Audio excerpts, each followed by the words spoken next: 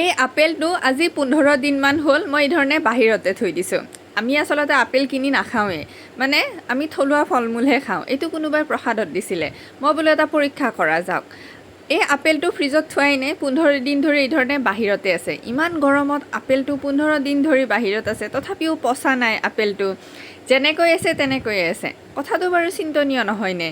খালি আপেলটো অকণমান পৰুৱাই কুটিছে, তাত বাহিৰে আপেলটো যেনেকৈ আছিলে তেনেকৈয়ে আছে। আপোনালোকেও কোনোবাই যদি ইচ্ছা কৰে এই ধৰণে আপেল কেতিয়াবা কিনি আনি বাহিৰত থৈ চাবচোন, কিয় বাৰু এনেকুৱা হয়? কথাটো অলপ চিন্তাৰে কথা কিন্তু। আৰু সেইকাৰণে আমি কেতিয়াও বহুত দূৰৰ পৰা অহা ফল মূল নাখাওঁৱেই। থলুৱাভাৱে যি ফল মূল পোৱা যায়, ধৰক মধুৰিআম, পনিয়ল ইত্যাদি, সেইবিলাক ফল মূলহে খাওঁ আমি। আৰু তাতকৈও বেছি ভাল এই বোলে গছতে পোৱা শিলিখা, আমলখি, এইবিলাকতো শৰীৰৰ কাৰণে বহুত বেছি উপকাৰী।